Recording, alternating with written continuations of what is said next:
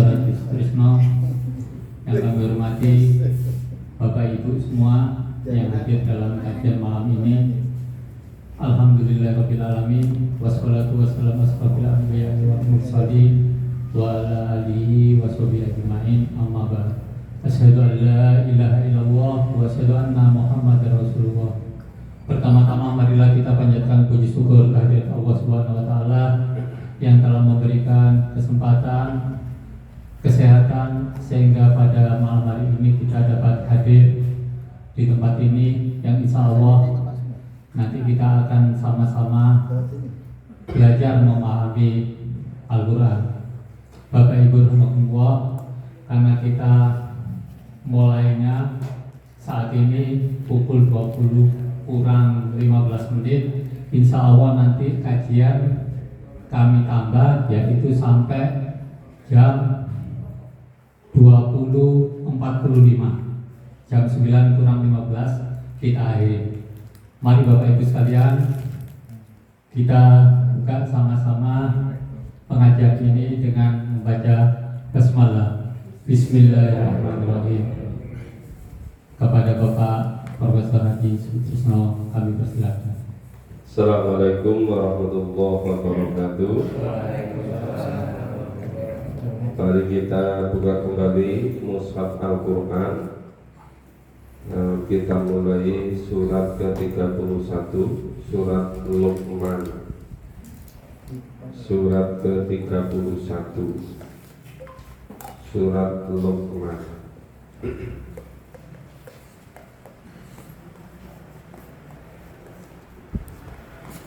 Yang lalu surat Ar-Rum sudah selesai.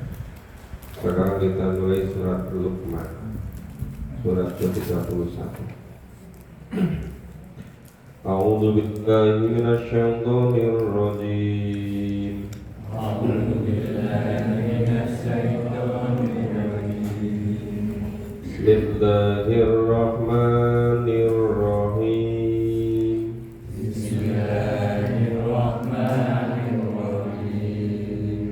Alif Lam Mim. Alif Lam Mim. Tilka ayatul kitabil hakim. Tilka ayatul kitabil hakim. Hudan wa rahmatan lil muhsinin.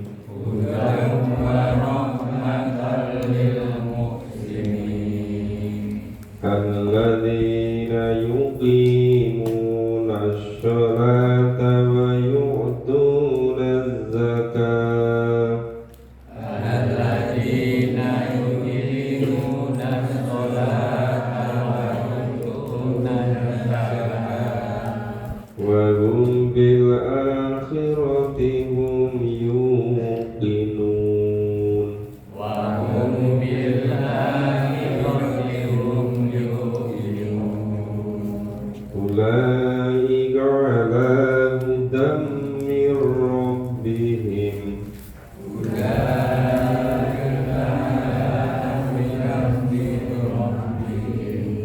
Wa ulaika humul muflihun.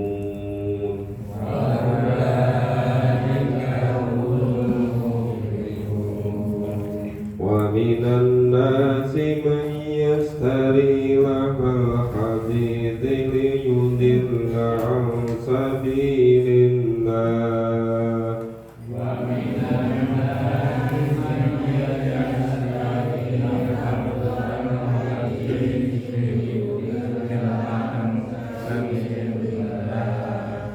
An sabilillahi bighairi ilmin wa yattakhidhaha huzwa.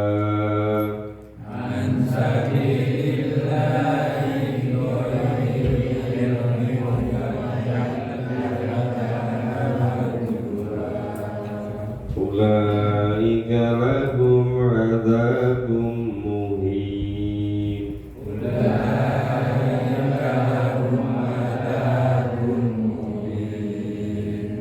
Wa idza tutla alaihi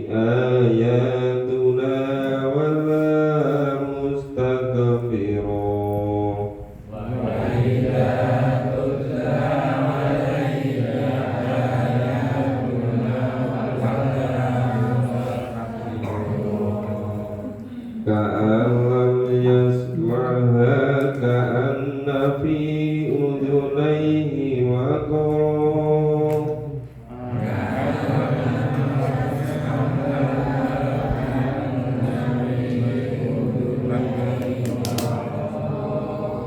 fabashshirhu bi'adzabin alim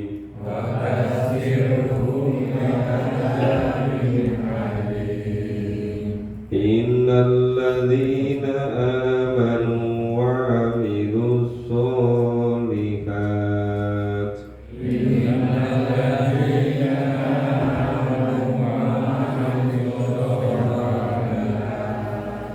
lahum jannatun na'im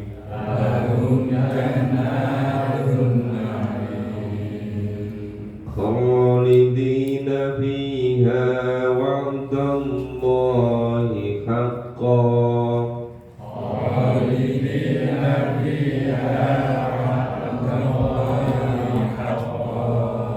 wa huwal azizul hakim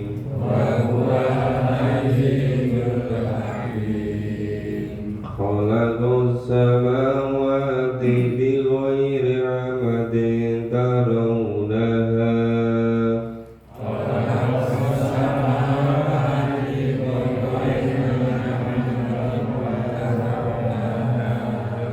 wa alqa fil ardi rawasiya an tamida bikum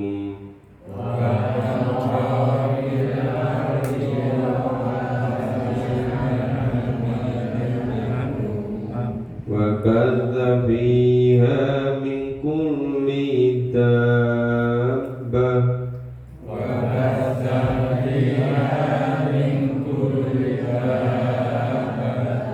wa anzala minas samai ma'an fa ambatna fiha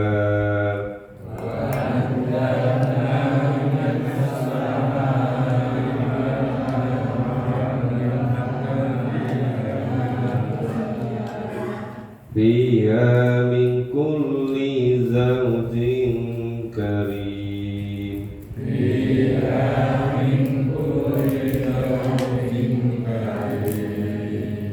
hadza khalqullahi faruni madza khalaqal ladzina min duni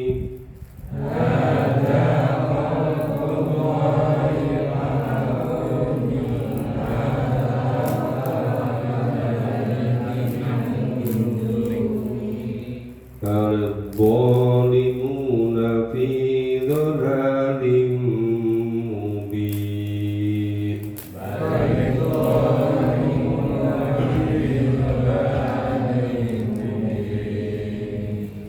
Ya, surat ke-31 diberi nama surat Luqman karena isinya sebagian besar tentang nasihat Luqman terhadap putra-putrinya. Nah, surat ini diwahyukan sebelum Rasulullah hijrah, maka termasuk surat Makkiyah. Diawali dengan 3 huruf hijaiyah, huruf alif, lam, dan mim. Ini biasanya menunjukkan bahwa apa yang disampaikan itu pada firman itu sangat penting. Itu huruf hijaiyah itu fungsinya untuk memusatkan perhatian, untuk menarik perhatian. Tilka ayatul kitabil hakim. Ya, inilah ayat-ayat Al-Quran yang mengandung hikmah. Nah, biasanya ada kata tilka, ada kata zalika. Nah, kalau zalikal kitabu, ya, kitab itu, biasanya kalau zalika itu menunjukkan itu jauh.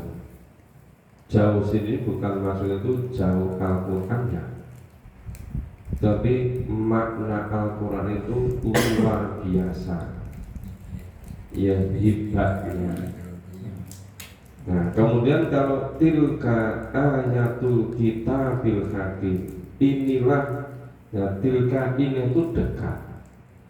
Dekat itu maksudnya makna Al-Quran itu dekat dengan hati nurani manusia. Selama hati nuraninya masih normal. Tapi dalam kehidupan modern kontemporer sekarang ini memang sudah banyak orang yang hati nuraninya sudah rusak. Mungkin karena overdosis obat-obat, ya, kecanduan obat. Mungkin karena sudah berbuat dosa terus-menerus. Itu biasanya semua bentuk-bentuk kesenangan yang sifatnya itu tidak mendasarkan pada tuntunan Allah dan Rasul itu biasanya membawa ketagihan, kecanduan yang menyebabkan sangat fatal.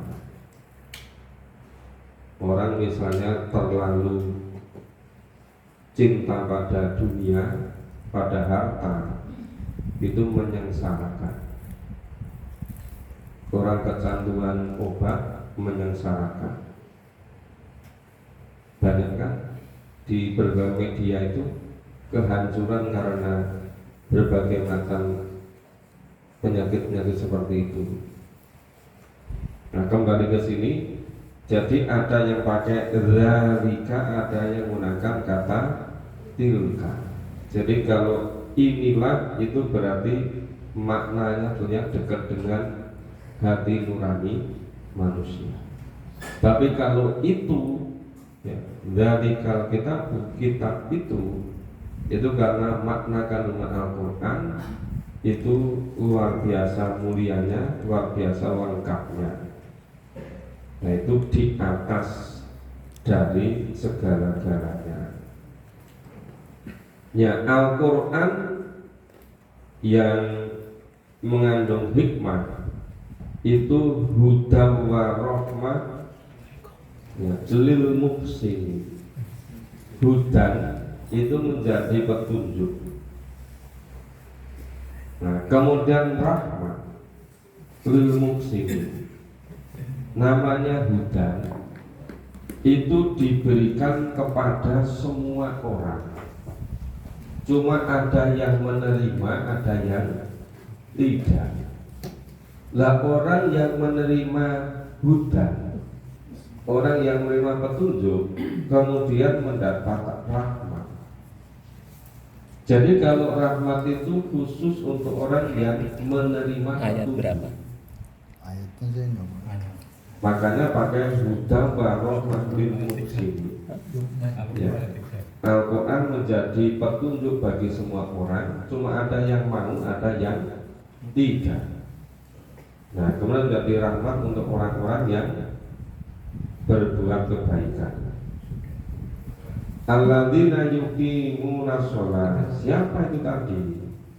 Orang-orang yang menerima hidayah, orang yang dapat rahmat itu, yaitu orang-orang yang mendirikan sholat, mengeluarkan zakat.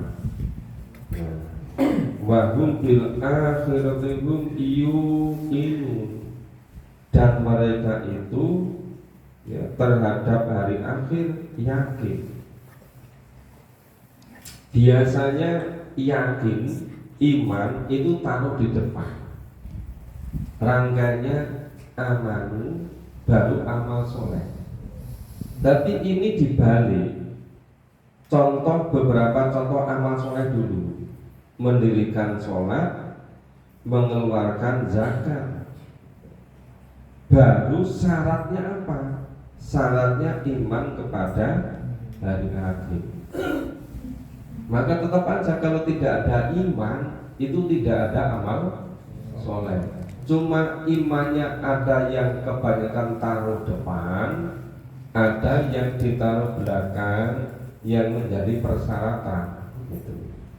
Itu cuma beda redaksi saja. Nah, ulaika lahum min rabbihim. Mereka itulah orang-orang yang mendapat petunjuk dari Tuhan mereka. Wa ulaika humul muflihun. Dan mereka itulah orang-orang yang beruntung, muflih. Kenapa itu dari kata falaha, muflihun, orang-orang yang beruntung? Kenapa kok para petani itu disebut dengan falah? Ya. Rumah pertanian Baitul Falah atau pusat pertanian.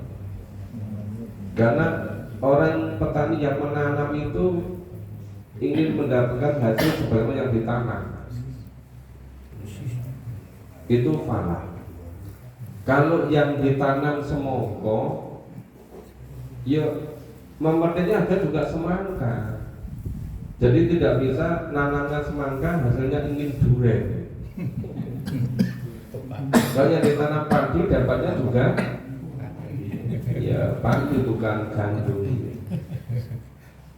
Jadi itu falah. Ya. Ya, muflihun, orang yang beruntung. Wa minan nasi mayastari lahwal hadithi liyudilla an sabilillah. Nah, ini repotnya ini. Dan di antara manusia ada orang yang mempergunakan perkataan yang tidak berguna untuk menyesatkan manusia dari jalan Allah. Nah, bighairi ilm, tanpa ilmu, wa yattakhidhaha huzwa. Jadi bahkan itu menjadikan jalan itu sebagai olok-olokan, huzwa, guyunan, bahan ketawaan. Nah, itulah ulaika lahum adzabun muhin.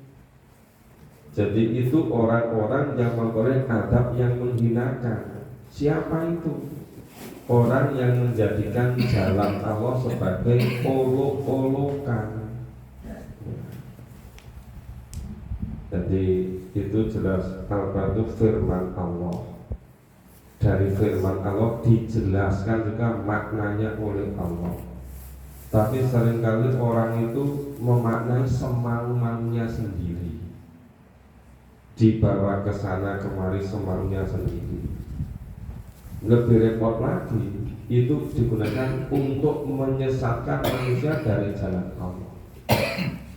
Nah, tanpa kebenaran dari Al-Quran. Nah, orang yang semacam itu disebut dengan orang yang memperolok-olokkan jalan Allah. Itu orang-orang yang mendapatkan azab yang menghinakan.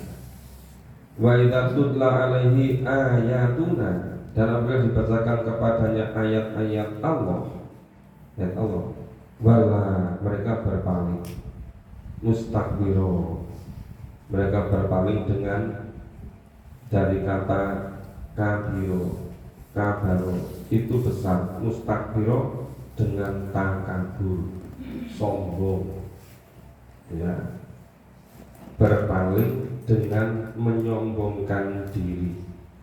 Ka'alam yasma'ha ka'anna fi udunai wakaro, malah seakan-akan seolah-olah dia belum mendengarkannya, seakan-akan ada sumbat pada kedua telinganya. Fi udunai wakaro, maka fafasirhu bi adzabin alim, berikan kabar pada mereka azab yang pedih. Nah, pura-pura tidak tahu, pura-pura tidak dengar. Maka semua disampaikan pada mereka azab yang pedih. Innal ladzina amanu wa amilus sholihat, sungguhnya orang-orang yang iman dan amal soleh. Ini kan cuma dibalik. Jadi kalau yang di ayat 4 tadi, contoh amal soleh dulu baru iman. Di sini iman dulu baru amal soleh. Itu yang dijamin lahum jannatun na'im. Mereka itulah yang akan ditemukan kepada surga yang penuh kenikmatan. Di dalam surga khalidina fiha, mereka kekal di dalamnya. Wa'dallahi haq, janji itu pasti benarnya. Wal azizul hakim, dan Allah itu maha perkasa lagi maha bijaksana. Khalaqa samawati bari amatin amati yarawnaha. Allah menciptakan langit tanpa tiang yang melihatnya. Jadi ada tiang atau tidak, dia mengatakan tidak ada tiang. Tapi seandainya memang ada tiang, keterbatasan indera manusia nggak bisa melihat juga. Ya. Kemudian Allah meletakkan gunung-gunung di permukaan bumi supaya bumi itu tidak menggoyangkan tanah. Bumi tidak mudah bergerak. Maka gunung punya sebagai paku bumi. Ya. Itu yang habis gempa di Sukabumi. Mungkin paku bukunya kurang kuat. Dan memperkembangbiakan padanya segala macam jenis binatang. Jadi menunjukkan Allah Maha Kuasa. Allah Maha Mencipta, Allah memelihara segalanya. Dan Allah turunkan air hujan dari langit, lalu Allah tumbuhkan dengan air hujan itu segala macam tumbuh-tumbuhan yang baik. Dan ini ciptaan Allah, maka perlihatkanlah olehmu kepadaku apa yang telah diciptakan oleh sembahan-sembahanmu selain Allah. Kalau Allah menciptakan semuanya, coba yang kamu syarikatkan dengan Allah, yang kamu sembah selain Allah, itu bisa nggak menciptakan? Tentu tidak bisa sama sekali. Nah, sebenarnya orang-orang yang zalim itu berada dalam kesesatan yang nyata. Orang yang zalim berada dalam kesesatan yang ini kalau sederhanakan, sebenarnya sikap manusia terhadap Al-Quran yang terbagi jadi dua. Ada yang iman, kemudian jadi amal soleh. Orang yang ingkar, orang yang tidak mau mendengar, orang yang tidak mau menghiraukan, dia tidak bisa jadi amal soleh. Kenapa? Karena tidak ada iman. Nah, itu ayat 1 sampai ayat 11 sebagai pendahuluan surat Luqman. Ya. Kita lanjut dulu. Mau ada yang bertanya? Lanjut. A'udzu billahi minasyaitonir rajim.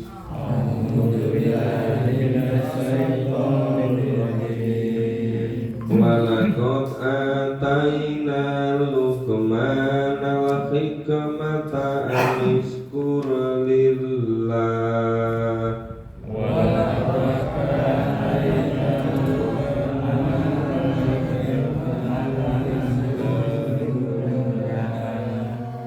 Wa man yashkur fa innama yashkuru li nafsihi.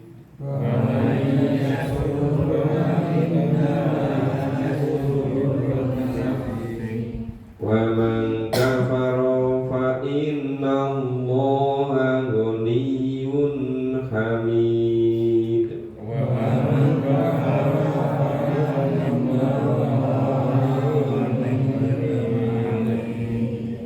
Wa idh qala Luqmanu li banihi wa huwa ya'iduhu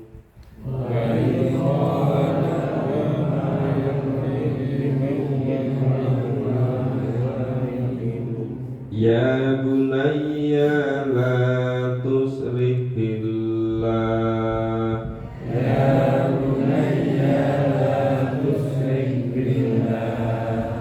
Inna syirka la dzulmun 'adzim.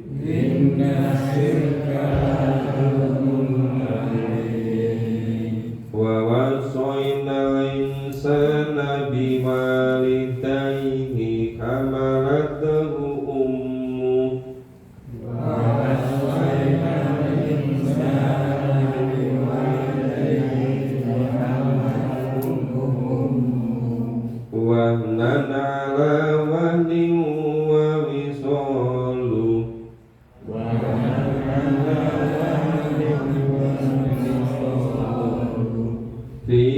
amaini aniskurli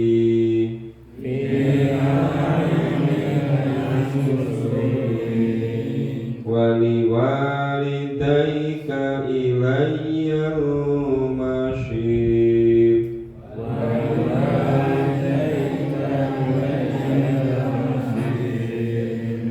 wa in jahadaka ala an tusrika bi ma laysa laka bi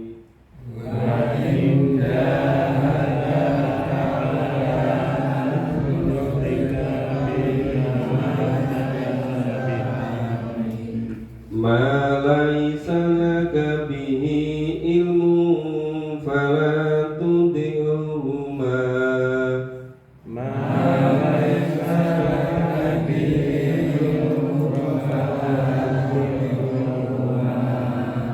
wa sahibahuma fid dunya ma'rufa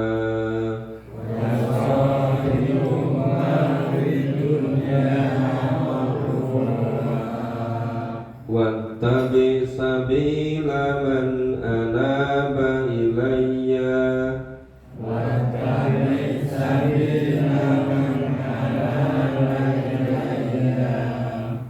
man anaba ilayya thumma ilayya marji'ukum fa unabbi'ukum bima kuntum ta'malun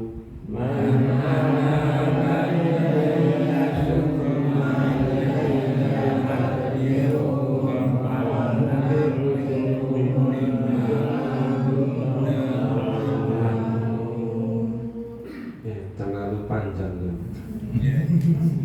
Terlalu pendek-pendek berarti. Ya bunayya innaha in taku mithqal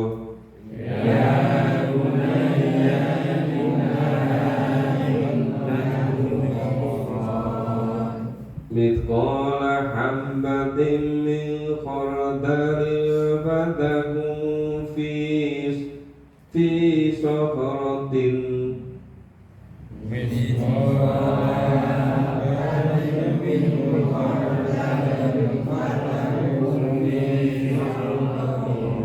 fi sakhratin aw fis samawati aw fil ardh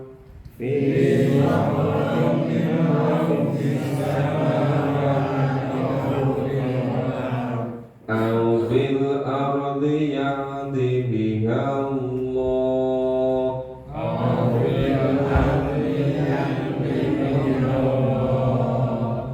inna Allaha latifun khabir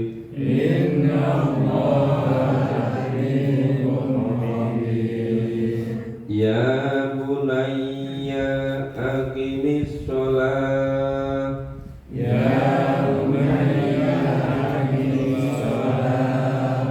wa'mur bil ma'rufi wa nahy 'anil munkar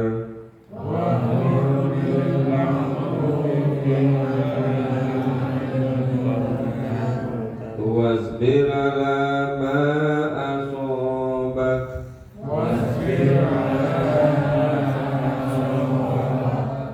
inna dzalika min azmil umur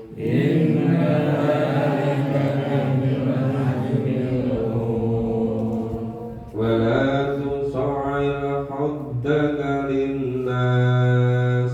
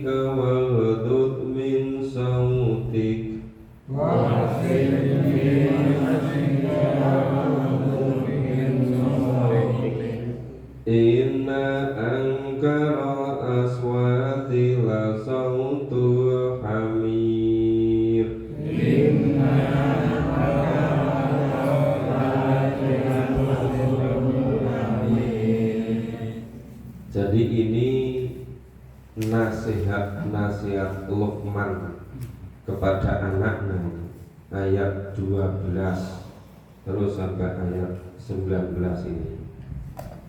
Walaqad atana Luqmanal hikmata aniskur lillah. Sungguhnya telah Allah berikan hikmah kepada Luqman, yaitu bersyukurlah kepada Allah. Ini Luqman ini bukan seorang nabi, bukan seorang rasul,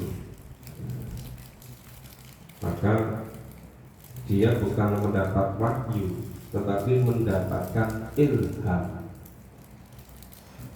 Jadi kalau ilham itu bisa terjadi pada orang-orang yang dipilih, terjadi pada orang yang kendaki Allah. Tapi kalau wahyu ya kepada nabi, pada rasul.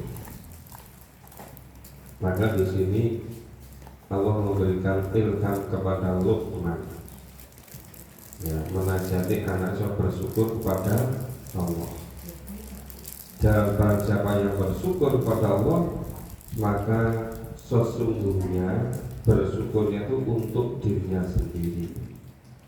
Sebaliknya, barang siapa yang ingkar atau yang kufur, sesungguhnya Allah itu maha kaya lagi maha terpuji. Maksudnya sebenarnya Allah tidak perlu. Yang perlu bersyukur itu memang manusia. Kalau manusia tidak bersyukur, Allah juga tidak rugi apa-apa. Nah, di situ. Wa in qala Luqman libni, dan ingatlah ketika Luqman itu memberi nasihat kepada anaknya, bahwa yaitu, nah, di waktu ia memberi mau'idhah, memberi pendidikan, memberikan pengajaran. Isinya apa? Ya bunayya. Ini beda, ya bunayya. Ya bunayya itu biasanya anaknya masih kecil. Ya bunayya, wahai anakku, la tusyrik billah, janganlah kamu mensekutukan Allah. Inna syirka la dzulmun adzim. Karena sesungguhnya mempersekutukan Allah itu benar-benar kezaliman yang besar. Jadi ini Luqman itu mengikuti apa yang dijadikan tugas utama para nabi, para rasul, yaitu mengesahkan Allah, tidak mensalahkan Allah dengan apapun. Dan Luqman dapat ilham, isinya juga begitu. Kasih nasihat kepada anaknya, jangan sampai mensekutukan Allah. Kalau biasanya kalau anaknya sudah agak besar, bukan ya bunayya, itu bisa ya kanan, supaya anak-anakku. Tapi kalau masih kecil, ya bunayya, wahai anakku, la tusyrik billah, janganlah mensekutukan Allah. Karena sesungguhnya musuh Allah itu kedzaliman yang sangat besar. Wa wasanal insana biwalidayhi, dan Allah perintahkan kepada manusia untuk apa? Berbuat baik kepada kedua ibu bapaknya. Nah, ibunya telah mengandungnya dalam keadaan lemah yang bertambah-tambah, ya, wahnan ala wahni mabisolu. Kemudian di ini dari mengandungnya dalam keadaan lemah yang bertambah-tambah. Kemudian menyapinnya dalam 2 tahun. Dan bersyukurlah kepada Allah, kepada kedua orang ibu bapakmu, dan hanya kepada Allah lah kembali. Kenapa ini hubungannya bersyukur pada Allah kok kemudian kepada kedua ibu bapak? Ini saking besarnya jasa orang tua. Jadi bersyukur pada Allah itu hidupnya sesuai dengan tuntunan Allah, kemudian berbakti kepada kedua orang tua. Wa in jahadaka ala antusrika bima laisa, dan jika keduanya memaksamu untuk mempersekutukan Allah dengan sesuatu yang tidak ada pengetahuan tentang itu, maka sekarang gimana? Maka janganlah kamu mengikutinya. Mengikuti siapa? Jangan sampai mengikuti keduanya. Fala tuti'huma, jangan sampai kamu mengikuti kedua. Jadi kalau orang tuanya ngajak kepada kemusyrikan, nggak boleh diikuti, tetapi tetap harus berbakti. Dan itu Allah menuntunkannya seperti itu. Maka wasohibhuma fid dunya ma'rufa, tetap aja ya pergaulan keduanya di dunia dengan ma'ruf, dengan yang baik.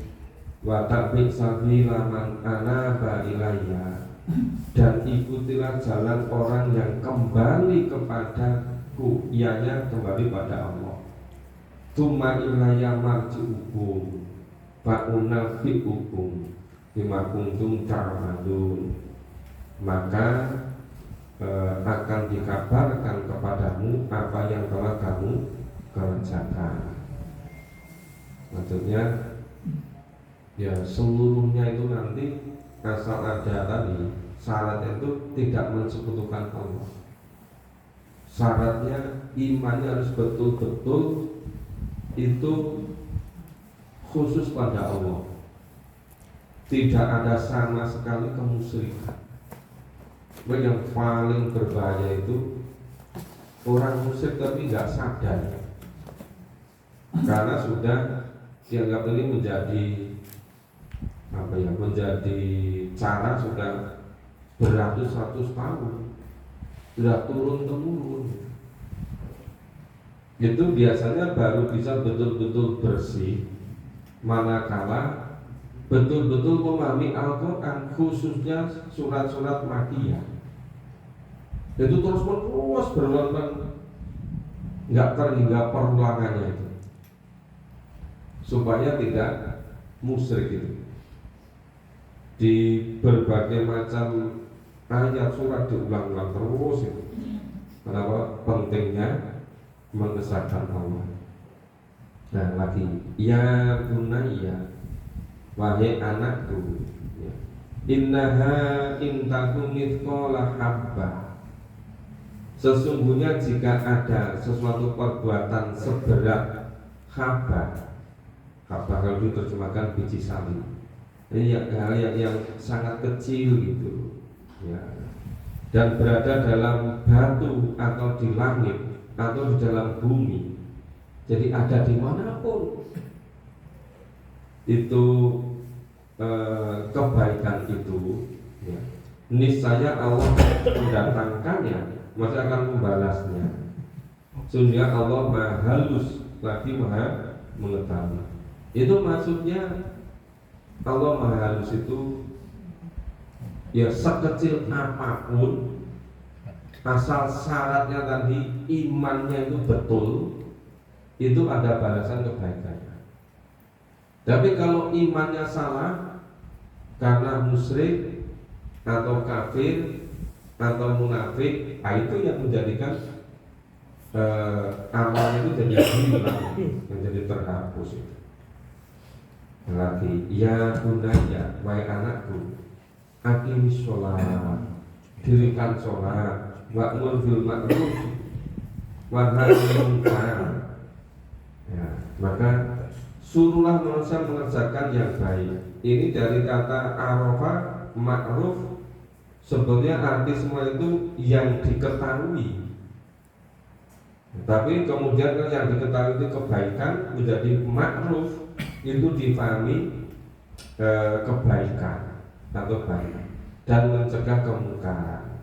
Wasbir alama asobak, dan bersabarlah terhadap apa yang menimpa padanya, terjadi padanya. Inna dzalika min azmil umur. Nah, sesungguhnya yang demikian itu termasuk hal yang diwajibkan, yang diharuskan, azmi, sesuatu yang diwajibkan atau diharuskan. Kemudian ada yang larangannya, wala tusoil khaddaka linnas, dan janganlah kamu memalingkan kamu dari manusia. Wala tamsi fil ardi maroka, dan janganlah kamu berjalan di muka bumi ini dengan maroka, dengan angkuh, dengan sombong. Innallaha la yuhibbu kulla mukhtalin fakhur. Sesungguhnya Allah tidak menyukai orang-orang yang sombong lagi membanggakan diri. Maqsid lil masjid. Nah, sederhanakanlah dirimu dalam berjalan di masjid. Wadud min sautik, dan lunakkanlah suaramu, lirihkanlah suaramu. Inna angkal aswati la sautul hamid. Sesungguhnya seburuk-buruk suara ialah suara keledai. Ada nggak lomba suara keledai? Dicoba.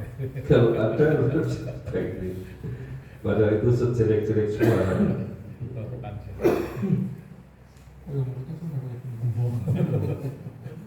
Itu maksudnya waksid di masjid, wadud min sautik, yang waksid di masjid itu ya sederhanakan kamu dalam berjalan itu ya berjalan wajar, ya tidak terlalu cepat, tidak terlalu berlebihan. Ya yang sopan yang seperti apa, ini masing-masing daerah mungkin bisa berbeda. Nah ini nasihat Luqman kepada anaknya. Kalau dirinci banyak sekali, tapi intinya itu hanya dua, yaitu yang paling pokok itu menjernihkan ketauhidannya, membersihkan dari segala macam kemusyrikan. Saya itu baru berbuat baik ya kepada orang tua, maksudnya banyak sekali. Nah, rincian amal solehnya jadi banyak. Tapi itu kuncinya memang harus keimanannya bersih. Saat sekarang ini yang paling berat membersihkan ketauhidan, membersihkan keimanan. Karena berjalan waktu yang lama. Itu sejarahnya di Timur Tengah sendiri aja cepat juga mudah terjadi kemusyrikan. Sudah semenjak zaman dulu, semenjak Nabi Musa itu aja hanya 40 hari disesatkan oleh Samiri kan. Maka setiap berapa lama biasanya kambuh lagi, dibersihkan nanti kambuh lagi, terus lama-lama yang membersihkan semakin lemah, tapi kemusyrikannya semakin menjadi-jadi, semakin merata. Sekarang itu banyak sekali orang Islam yang sangat bangga, misalnya anggap tradisi lama, apa ya malam tertentu harus datang ke kuburan, mohon di kuburan gitu. Yang menyebutkan sing nglakoni ritual lama. Kenapa ya Islam kok so bangga begitu? Itu salah satu sebabnya karena tidak betul-betul memahami ayat-ayat tentang keimanan. Nah, banyak kan yang malah punya rutenya itu, misalnya malam Jumat gitu kan, ke makam mana saja, nanti sampai di mana, kalau gitu. Itu sudah menjadi ritual tetap gitu. Gimana ya, orang Islam kok tidak mau memahami Quran, kan kok malah begitu terus itu. Tradisi Pak. Iya kan? Nah, itu dikemas pakai nama yang macam-macam, kelihatan menggiurkan. Bisa religi. Yang tidak dikemas itu, yang masih belum baik pikiran itu, mengemas bagaimana cara memahami Quran. Ini yang masih betul-betul belum banyak dari perhatian. Padahal sebenarnya di situ loh kuncinya. Jadi kunci perubahan itu menurut saya yang paling satu, memahami Al-Quran. Kalau semakin banyak orang Islam yang punya kemauan, ya, misalnya punya keyakinan, kayaknya apa? Bisa tanpa memahami Al-Quran secara totalitas, kita tidak bisa beragama dengan betul. Kalau ada begitu, baru nanti ada perubahan. Cuma yang begitu itu sedikit sekali, itu jarang sekali. Orang Islam yang punya keyakinan tanpa Al-Quran tidak akan bisa sepenuhnya bisa beragama Islam dengan kafah. Kebanyakan nggak kober sampai ke situ, nggak sempat, kalah sama ya persoalan duniawi. Masih ada waktu, Bapak Ibu, silakan siapa yang mau, boleh merespon, boleh bertanya, boleh menambahkan. Tanya Pak. Ya silakan Pak.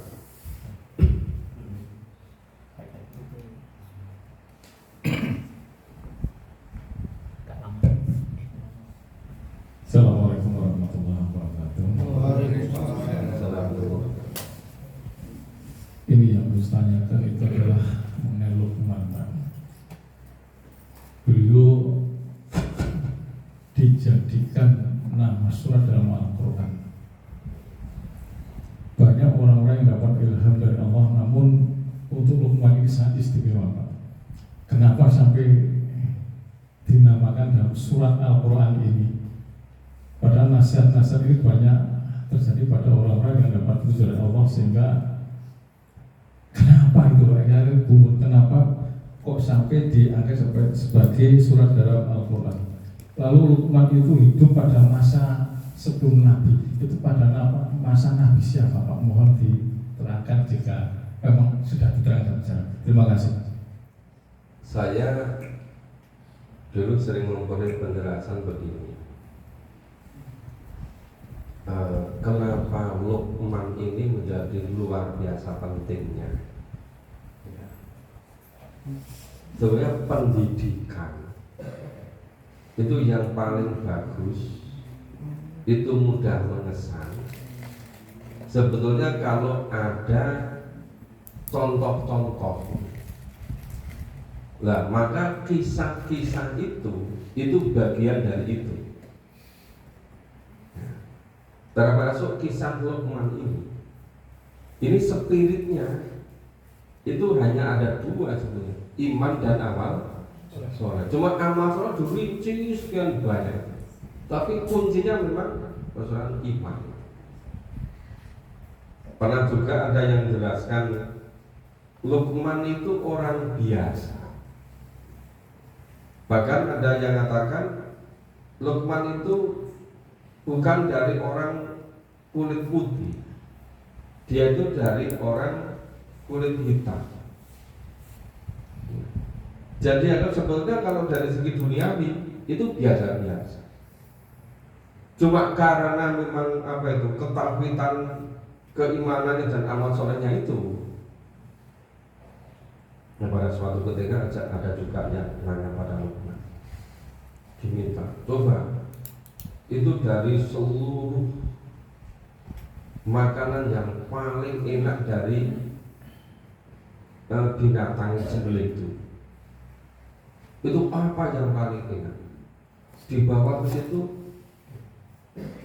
yang dibawa itu lidahnya. Suatu ketika dibilang juga, coba bawa ke sini makanan yang paling jelek, yang paling tidak enak, dibawa juga ke situ lidahnya. Ini kenapa itu? Coba yang gitu-gitu nggak ada dalam Al-Quran. Itu cuma ditemukan di di buku-buku atau yang sudah dipisah-pisahkan. Jadi banyak sekali cerita-cerita tentang Luqman. Nah, cuma kejadian di masa Nabi siapa dan kapan memang tidak dijelaskan di dalam Al-Quran, tidak dijelaskan. Dan kami juga tidak melacak lebih lanjut, karena memang kalau menurut para mufasir termasuk oleh Pak Quraisy Shihab, itu memang keistimewaan kehebatan Al-Quran itu tidak disebutkan di mana dan kapannya. Itu bisa diambil mau diambil ibro sepanjang masa. Itu berlaku umum gitu. Itu ada hikmah seperti itu. Nah, sedangkan para nabi, para rasul sendiri juga seringkali tidak disebutkan kapannya. Cuma memang kalau nabi rasul kemudian banyak yang melacak itu. Nah, kalau Luqman kami belum menemukan yang melacak itu kejadian tahun berapa, pada zaman nabi siapa. Kalau bahwa terjadi sebelum Nabi Muhammad ya pasti. Moga itu dikisahkan di dalam Al-Quran gitu kan. Cuma kapannya itu yang Al-Quran itu bukan buku sejarah. Biasanya kalau pengajar mahasiswa itu bosan jenuh belajar sejarah karena menghafal tahun dan tempat peristiwa itu jadi membosankan. Maka Al-Quran tidak menyebutkan itu. Yang penting itu esensinya. Dulu kenapa banyak yang namanya pelajaran sejarah itu nggak menarik? Karena selalu hanya kognitif, hanya menghafalkan tahun dan tempatnya, tapi bukan rohnya, bukan spiritnya, bukan esensinya. Nah, Quran tidak begitu. Quran itu yang penting itu rohnya, jiwanya, spiritnya. Nggak menekankan di mananya, nggak menekankan kapannya. Itu hebatnya Al-Quran. Dan itu diulang-ulang terus itu. Ya, sepanjang Al-Quran itu kan begitu, memang Al-Quran sama sekali bukan buku sejarah, tetapi sebagai pedoman hidup, petunjuk hidup itu. Ya, secara ringkas begitu Pak. Mungkin masih ada Bapak Ibu yang lain? Silakan. Ya. Assalamualaikum. Silakan.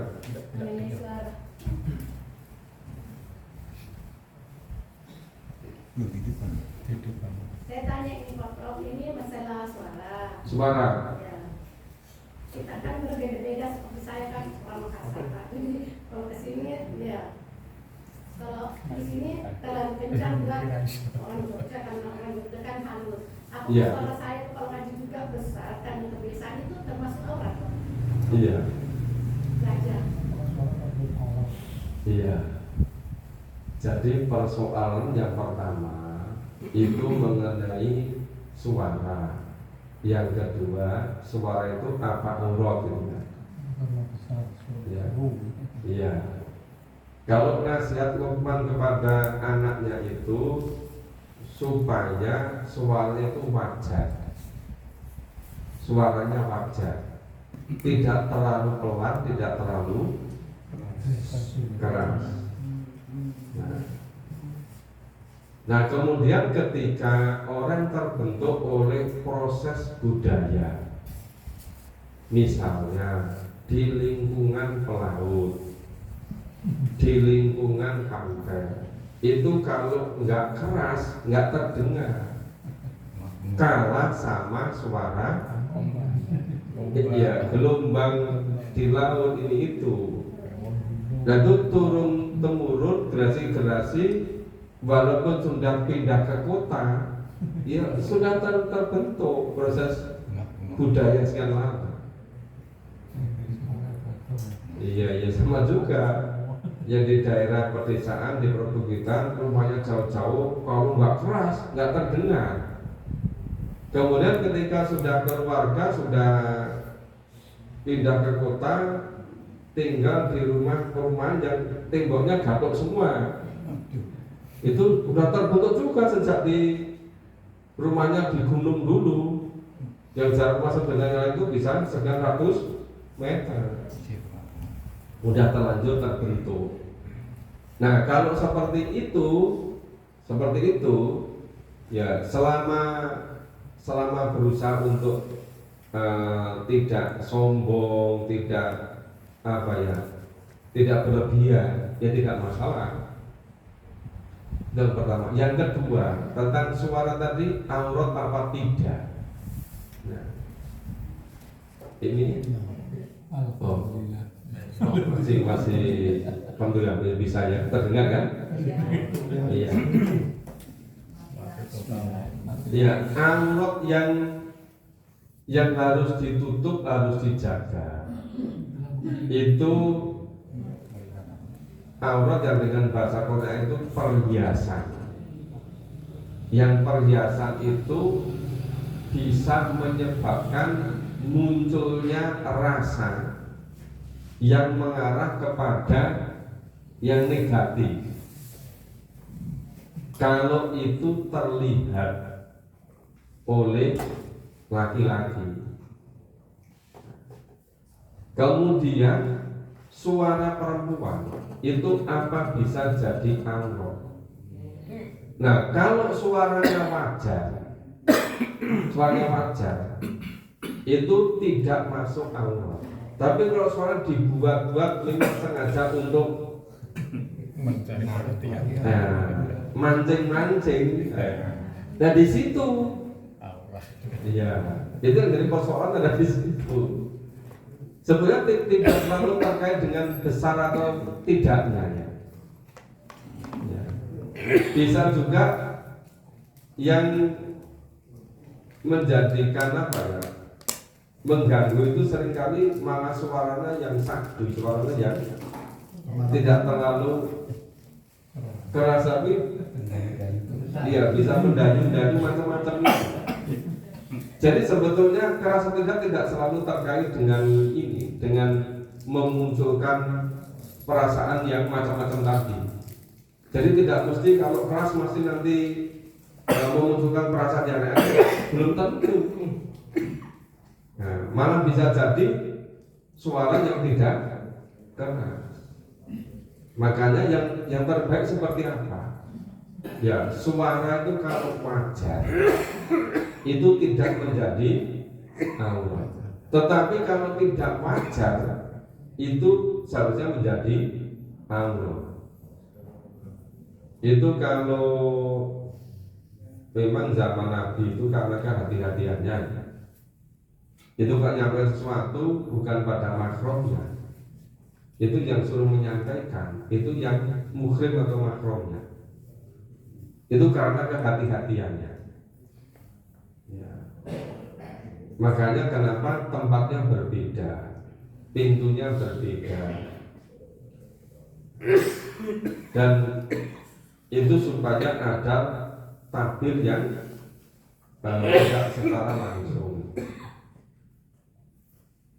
Itu kenapa seluruh jaringan pesantren Gontor antara pesantren laki dan perempuan itu tidak boleh dekat.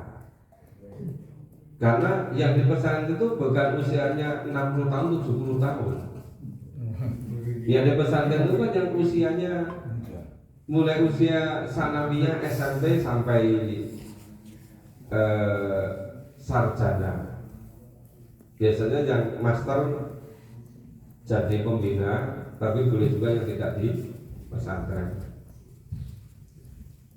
Itu kan itu agresifnya karena anak usia SLTB, SLTA kemudian program sarjana itu.